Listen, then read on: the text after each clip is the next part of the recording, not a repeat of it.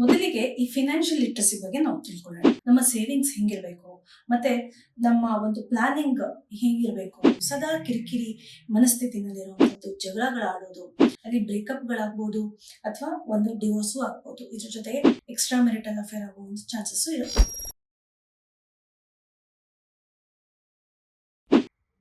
ನಮಸ್ತೆ. ನಾವ್ ಎಷ್ಟೊಂದ್ಸಲ ಅಂದ್ಕೊಳ್ತೀವಿ ಈ ಸಂಬಂಧಗಳು ಮುರಿದೋಗೋದಕ್ಕೆ ಪ್ರೀತಿನೇ ಕಾರಣ, ಅಲ್ಲಿ ಪ್ರೀತಿಯ ಕೊರತೆ ಇತ್ತು ಅಂತ. ಆದ್ರೆ ಇದು ಹಾಗಲ್ಲ. ಎಷ್ಟೊಂದ್ಸಲ ಆರ್ಥಿಕ ಸಮಸ್ಯೆಯಿಂದ, ಆರ್ಥಿಕ ಬಿಕ್ಕಟ್ಟಿನಿಂದ ಕೂಡ ಈ ಸಂಬಂಧಗಳು ಮುರಿದು ಹೋಗಿವೆ. ಇದು ಯಾಕೆ ಅಂತಂದ್ರೆ, ಆರ್ಥಿಕ ಬಿಕ್ಕಟ್ಟು ಅಥವಾ ಆರ್ಥಿಕ ಸಮಸ್ಯೆ ಆದಾಗ ಅಲ್ಲಿ ಆ ಒತ್ತಡ ಜಾಸ್ತಿ ಇರುತ್ತೆ, ಆರ್ಥಿಕ ಒತ್ತಡ ಜಾಸ್ತಿ ಇರುತ್ತೆ. ಓಪನ್ ಕಮ್ಯುನಿಕೇಶನ್, ಅದ್ರ ಬಗ್ಗೆ ಓಪನ್ ಆಗಿ ಯಾರ ಹತ್ರನು ಹೇಳ್ಕೊಳಕ್ ಆಗ್ತಿರಲ್ಲ. ಜೊತೆಗೆ ಅಲ್ಲಿ ಒಂದು ಎಮೋಷನಲ್ ಇಂಬ್ಯಾಲೆನ್ಸ್ ಆಗಿರುತ್ತೆ, ಎಮೋಷನಲ್ ಸ್ಟ್ರೆಸ್ ಕೂಡ ಆಗಿರುತ್ತೆ.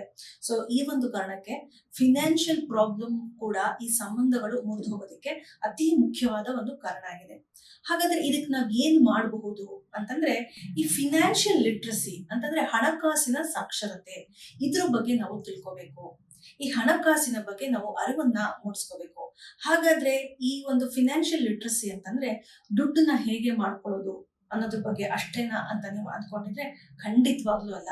ಫಿನಾನ್ಷಿಯಲ್ ಲಿಟ್ರಸಿ ಅಂತಂದ್ರೆ ಹೇಗೆ ದುಡಿಬೇಕು, ಹೇಗೆ ಹಣನ ಹೆಚ್ಚು ಮಾಡ್ಕೋಬೇಕು ಅನ್ನೋದನ್ನ ತಿಳ್ಕೊಳ್ಳೋದ್ರ ಜೊತೆಗೆ ನಮ್ಮ ಮನಸ್ಸಿನ ಶಾಂತಿಯನ್ನ ಹೇಗೆ ಕಾಪಾಡ್ಕೊಂಡು ಹೋಗ್ಬೇಕು, ನಮ್ಮ ಸಂಬಂಧಗಳನ್ನ ಹೇಗೆ ನಾವು ಭದ್ರದಿಂದ ನೋಡ್ಕೋಬೇಕು, ಹಾಗೇನೆ ಈ ಒಂದು ಸ್ಟ್ರೆಸ್ ಅನ್ನ ಅಂದ್ರೆ ಈ ಫಿನಾನ್ಷಿಯಲ್ ಸ್ಟ್ರೆಸ್ ಅನ್ನ ಹೇಗೆ ರಿಡ್ಯೂಸ್ ಮಾಡ್ಕೋಬೇಕು ಅನ್ನೋದನ್ನು ಕೂಡ ಈ ಒಂದು ಫಿನಾನ್ಷಿಯಲ್ ಲಿಟ್ರಸಿ ಅನ್ನೋದು ನಮ್ಗೆ ಹೇಳ್ಕೊಡುತ್ತೆ. ಇವತ್ತಿನ ಈ ವಿಡಿಯೋದಲ್ಲಿ ಈ ಫಿನಾನ್ಷಿಯಲ್ ಲಿಟ್ರಸಿ ಬಗ್ಗೆ ನಾನು ನಿಮ್ಗೆ ಒಂದಿಷ್ಟು ವಿಷಯಗಳನ್ನ ತಿಳಿಸ್ಕೊಡ್ತೀನಿ. ಅದರಿಂದ ಆಗುವ ಒಂದು ಲಾಭಗಳು, ಮತ್ತೆ ಇದನ್ನ ನಾವು ತಿಳ್ಕೊಳ್ಳಿಲ್ಲ ಅಂತಂದ್ರೆ ಏನು ನಾವು ನಷ್ಟವನ್ನ ಅನುಭವಿಸ್ತೀವಿ, ನಮ್ಮ ಮನಸ್ಸು ಮತ್ತು ಶಾಂತಿಗೆ ಅದು ಹೇಗೆ ಪರಿಣಾಮ ಬೀಳುತ್ತೆ, ನಮ್ಮ ಸಂಬಂಧಗಳ ಮೇಲೆ ಅದು ಹೇಗೆ ಪರಿಣಾಮ ಬೀಳುತ್ತೆ ಅನ್ನೋದನ್ನ ಇವತ್ತಿನ ಈ ಸಂಚಿಕೆಯಲ್ಲಿ ನಾನು ನಿಮ್ಗೆ ತಿಳಿಸ್ಕೊಡ್ತೀನಿ. ಫುಲ್ಲು ವಿಡಿಯೋನ ನೋಡಿ, ಇಷ್ಟ ಆದಲ್ಲಿ ಲೈಕ್ ಮಾಡಿ, ಶೇರ್ ಮಾಡಿ, ಸಬ್ಸ್ಕ್ರೈಬ್ ಮಾಡೋದನ್ನ ಮರಿಬೇಡಿ. ಹಾಗೇನೆ ನೀವು ಸಹಿತ ಈ ಒಂದು ಫಿನಾನ್ಷಿಯಲ್ ಪ್ರಾಬ್ಲಮ್ಸ್ ನ, ಸ್ಟ್ರೆಸ್ ಅನ್ನ ಫೇಸ್ ಮಾಡ್ತಿದ್ರೆ ಕಮೆಂಟ್ ಅಲ್ಲಿ ಇದನ್ನ ನಮ್ಗೆ ತಿಳಿಸಿ. ಮೊದಲಿಗೆ ಈ ಫಿನಾನ್ಷಿಯಲ್ ಲಿಟ್ರಸಿ ಬಗ್ಗೆ ನಾವು ತಿಳ್ಕೊಳ್ಳೋಣ.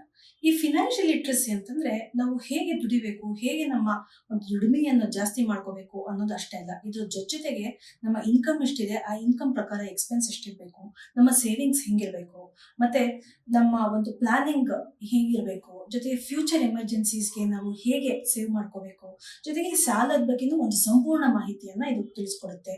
ಸಾಲ ಯಾವಾಗ ಮಾಡ್ಬೇಕು, ಎಷ್ಟು ಮಾಡ್ಬೇಕು, ಮತ್ತೆ ಟೈಮ್ ಕರೆಕ್ಟ್ ಆಗಿ ಹೇಗೆ ಸಾಲ ತೀರಿಸ್ಬೇಕು ಅನ್ನೋದು ಇದು ನಮ್ಗೆ ಹೇಳ್ಕೊಡುತ್ತೆ. ಸೊ ಫಿನಾನ್ಷಿಯಲ್ ಲಿಟ್ರಸಿ ಅಂದ ತಕ್ಷಣ ನಾವು ಒಂದು ರಾತ್ರಿನಲ್ಲಿ ದಿಢೀರಾಗಿ ಶ್ರೀಮಂತ ಆಗ್ಬಿಡ್ತೀವಿ, ಆ ವರ್ಲ್ಡ್ ರಿಚೆಸ್ಟ್ ಲಿಸ್ಟ್ ಅಲ್ಲಿ ಬರ್ತೀವಿ ಅಂತ ಅರ್ಥ ಅಲ್ಲ. ಫಿನಾನ್ಷಿಯಲ್ ಲಿಟ್ರಸಿ ಅಂತಂದ್ರೆ ಈ ಫಿನಾನ್ಷಿಯಲ್ ಸ್ಟ್ರೆಸ್ ಅನ್ನ ಕಡಿಮೆ ಮಾಡ್ಕೊಳ್ಳುವಂಥದ್ದು, ಜೊತೆಗೆ ಈ ಸಂಬಂಧ, ಈ ರಿಲೇಶನ್ಶಿಪ್ ಏನಿದೆ ಅದನ್ನು ಗಟ್ಟಿ ಮಾಡ್ಕೊಂಡು ನಮ್ಮ ಮನಸ್ಸಿನ ನೆಮ್ಮದಿಯನ್ನ ಕಾಪಾಡ್ಕೊಂಡು ಹೋಗೋದ್ರ ಬಗ್ಗೆ ಈ ಫಿನಾನ್ಷಿಯಲ್ ಲಿಟ್ರಸಿ ನಮ್ಗೆ ತಿಳ್ಕೊಡುತ್ತೆ. ಇದಾದ ನಂತರ ಈ ಫಿನಾನ್ಷಿಯಲ್ ಪ್ರಾಬ್ಲಮ್ಸ್ ಇದ್ದಾಗ ಈ ಒಂದು ಮೆಂಟಲ್ ಹೆಲ್ತ್ ಹೇಗೆ ಅಫೆಕ್ಟ್ ಆಗುತ್ತೆ ಅನ್ನೋದ್ರ ಬಗ್ಗೆ ತಿಳ್ಕೊಳ್ಳೋಣ. ಫಿನಾನ್ಷಿಯಲ್ ಪ್ರಾಬ್ಲಮ್ಸ್ ಇದ್ದಾಗ ಏನಾಗ್ಬಿಡುತ್ತೆ ಅಂತಂದ್ರೆ ವ್ಯಕ್ತಿ ಫಸ್ಟ್ ಕಾನ್ಫಿಡೆನ್ಸ್ ನ ಕಳ್ಕೊಂಡ್ಬಿಡ್ತಾನೆ, ತನ್ನ ಮೇಲೆ ತನಗೆ ನಂಬಿಕೆಯನ್ನ ಕಳ್ಕೊಂಡ್ಬಿಡ್ತಾನೆ. ಇದಾದ ಮೇಲೆ ಯಾರ ಜೊತೆನೂ ಮಾತಾಡದೇ ಇರುವಂತದ್ದು, ಸದಾ ಕಿರಿಕಿರಿ ಮನಸ್ಥಿತಿನಲ್ಲಿರುವಂತದ್ದು, ಜಗಳಗಳಾಡೋದು, ಇಲ್ಲ ಅಂತಂದ್ರೆ ರಾತ್ರಿ ನಿದ್ದೆ ಮಾಡದೇ ಇರೋದು, ಇರಿಟೇಟ್ ಆಗಿರೋದು ಮಾಡೋ ಒಂದು ಸಾಧ್ಯತೆ ಇರುತ್ತೆ. ಜೊತೆಗೆ ಫ್ಯೂಚರ್ ಬಗ್ಗೆ ತುಂಬಾನೇ ಆಂಗ್ಸೈಟಿ ಸ್ಟಾರ್ಟ್ ಆಗ್ಬಿಡುತ್ತೆ. ನನಗೆ ಕೆಲಸ ಹೋಗ್ಬಿಟ್ರೆ, ನನಗೆ ಕೆಲಸನೇ ಸಿಗ್ಲಿಲ್ಲ ಅಂತಂದ್ರೆ, ಅಥವಾ ನನ್ನ ಲೋನ್ ತೀರ್ಸಕ್ಕಾಗ್ಲಿಲ್ಲ ಅಂದ್ರೆ ಏನ್ ಮಾಡೋದು, ಕ್ರೆಡಿಟ್ ಕಾರ್ಡ್ ಸಾಲನ ನಾನು ಹೇಗೆ ತೀರ್ಸೋದು ಅನ್ನೋ ಒಂದು ಚಿಂತೆಗೂ ಒಳಗಾಗ್ಬೋದು. ಸೊ ಈ ಫಿನಾನ್ಷಿಯಲ್ ಪ್ರಾಬ್ಲಮ್ಸ್ ಇದ್ದಾಗ ಸಂಬಂಧಗಳ ಮೇಲೆ ಅದು ಹೇಗೆ ಅಫೆಕ್ಟ್ ಆಗುತ್ತೆ ಅನ್ನೋದ್ರ ಬಗ್ಗೆ ತಿಳ್ಕೊಳ್ಳೋಣ.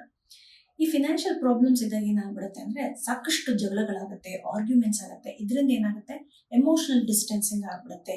ಎಮೋಷನಲ್ ಡಿಸ್ಟೆನ್ಸಿಂಗ್ ಆದಾಗ ಏನಾಗುತ್ತೆ, ಅಲ್ಲಿ ಒಂದು ಕಂಪ್ಯಾಟಬಿಲಿಟಿ, ಒಂದು ಶೇರಿಂಗ್ ಕೊಟ್ಟೋದಾಗ ಅಲ್ಲಿ ಬ್ರೇಕಪ್ಗಳಾಗ್ಬೋದು ಅಥವಾ ಒಂದು ಡಿವೋರ್ಸು ಆಗ್ಬೋದು. ಇದ್ರ ಜೊತೆಗೆ ಎಕ್ಸ್ಟ್ರಾ ಮೆರಿಟಲ್ ಅಫೇರ್ ಆಗೋ ಒಂದು ಚಾನ್ಸಸ್ಸು ಇರುತ್ತೆ. ಜೊತೆಗೆ ಇನ್ನೇನಾಗತ್ತೆ ಅಂತಂದ್ರೆ, ಯಾರು ಜಾಸ್ತಿ ದುಡಿತಾ ಇರ್ತಾರೋ ದುಡಿತಾ ಇದ್ದೇ ಇರೋರ್ನ ಕೀಳ್ ಮಾಡೋ ಒಂದು ಸಾಧ್ಯತೆ ಇರುತ್ತೆ, ಅಥವಾ ತಮ್ಮ ಎಕ್ಸ್ಪೆನ್ಸ್ ಅನ್ನ ಬೇರೆಯವ್ರಿಗೆ ಅಂದ್ರೆ ಪಾರ್ಟ್ನರ್ಗೆ ಹೇಳ್ದಿರೋ ಒಂದು ಚಾನ್ಸಸ್ ಇರುತ್ತೆ. ಒಬ್ರು ಜಾಸ್ತಿ ಖರ್ಚು ಮಾಡ್ಬೋದು, ಇನ್ನೊಬ್ರು ಕಡಿಮೆ ಖರ್ಚು ಮಾಡ್ಬೋದು. ಸೇವಿಂಗ್ಸ್ ಬಗ್ಗೆ ಮಾಹಿತಿ ಕೊಡದೇ ಇರೋ ಒಂದು ಚಾನ್ಸಸ್ ಇರುತ್ತೆ. ಹೀಗೆ ಹಲವಾರು ಆರ್ಥಿಕ ಸಮಸ್ಯೆಗಳು ಅಲ್ಲಿ ಉದ್ಭವ ಆಗ್ಬೋದು. ಸೊ ಇದರಿಂದ ನಾವು ಏನು ಅರ್ಥ ಮಾಡ್ಕೋಬೇಕು ಅಂತಂದ್ರೆ, ಈ ಎಲ್ಲಾ ಪ್ರಾಬ್ಲಮ್ಸ್ಗಳಿಗೂ ಒಂದು ಸೊಲ್ಯೂಷನ್ ಏನಿದೆ ಅದು ಫಿನಾನ್ಷಿಯಲ್ ಲಿಟ್ರಸಿ. ಈ ಫಿನಾನ್ಷಿಯಲ್ ಲಿಟ್ರಸಿ ಏನ್ ಮಾಡುತ್ತೆ, ನಮ್ಮ ಕಾನ್ಫಿಡೆನ್ಸ್ ಅನ್ನ ಜಾಸ್ತಿ ಮಾಡುತ್ತೆ. ಜೊತೆಗೆ ಆ ಒಂದು ಮನಸ್ಸಿನ ನೆಮ್ಮದಿ ಹಾಗೂ ಶಾಂತಿ ಏನಿದೆ ಅದನ್ನು ಸಹಿತ ಇದು ಕೊಡುತ್ತೆ. ಫ್ಯೂಚರ್ ಬಗ್ಗೆ ಒಂದು ಕ್ಲಾರಿಟಿ ಕೊಡುತ್ತೆ. ಜೊತೆಗೆ ನಮ್ಮ ಪಾರ್ಟ್ನರ್ ಏನಿರ್ತಾರೆ ಅವ್ರಿಗೆ ನಾವು ಒಂದು ಸೇಫ್ ಅಂಡ್ ಸೆಕ್ಯೂರ್ ಲೈಫ್ ಅನ್ನು ಕೂಡ ಕೊಡ್ಬೋದು. ಸಂಬಂಧಗಳು ಅಲ್ಲಿ ಸ್ಟೇಬಲ್ ಆಗುತ್ತೆ, ಒಂದು ಸ್ಥಿರತೆಯನ್ನು ಹೊಂದುತ್ತೆ. ಸೊ ಈ ಒಂದು ಕಾರಣಕ್ಕೆ ಈ ಒಂದು ಫಿನಾನ್ಷಿಯಲ್ ಲಿಟ್ರಸಿ ಏನಿದೆ ಇದ್ರ ಬಗ್ಗೆ ನಾವು ಹೆಚ್ಚು ತಿಳ್ಕೋಬೇಕು, ನಮ್ಮ ಮಕ್ಕಳಿಗೂ ತಿಳಿಸ್ಕೊಡ್ಬೇಕು. ಸೊ ನಮ್ಮ ಮನಸ್ಸಿನ ನೆಮ್ಮದಿ ಹಾಗೂ ಶಾಂತಿ ಅನ್ನೋದು ಬರೀ ದುಡ್ಡಿನ ಮೇಲೆ, ಅಂದ್ರೆ ನಾವು ಎಷ್ಟು ದುಡಿತೀವಿ, ಎಷ್ಟು ಹೆಚ್ಚು ದುಡಿತೀವಿ ಅನ್ನೋದ್ರ ಮೇಲೆ ಡಿಪೆಂಡ್ ಆಗಿಲ್ಲ. ಈ ಮನಸ್ಸಿನ ನೆಮ್ಮದಿ ಹಾಗೂ ಶಾಂತಿ ಅನ್ನೋದು ನಮ್ಮ ಭವಿಷ್ಯವನ್ನ ನಾವು ಹೇಗೆ ಕಟ್ಕೊಳ್ತಾ ಇದೀವಿ, ಅದ್ರ ಜೊತೆಗೆ ನಮ್ಮ ನೆಮ್ಮದಿ ಹಾಗೂ ಶಾಂತಿಯನ್ನು ಸಹಿತ ನಾವು ಕಾಪಾಡ್ಕೊಳ್ಬೇಕು, ಸಂಬಂಧಗಳನ್ನು ಗಟ್ಟಿ ಮಾಡ್ಕೋಬೇಕು ಅನ್ನೋದು ಈ ಫಿನಾನ್ಷಿಯಲ್ ಲಿಟ್ರಸಿ ನಮ್ಗೆ ತಿಳಿಸ್ಕೊಡುತ್ತೆ ಅಂತ ಹೇಳ್ತಾ ಇವತ್ತಿನ ಈ ಒಂದು ಸಂಚಿಕೆಯನ್ನ ಮುಗಿಸ್ತಾ ಇದ್ದೀನಿ. Thank you.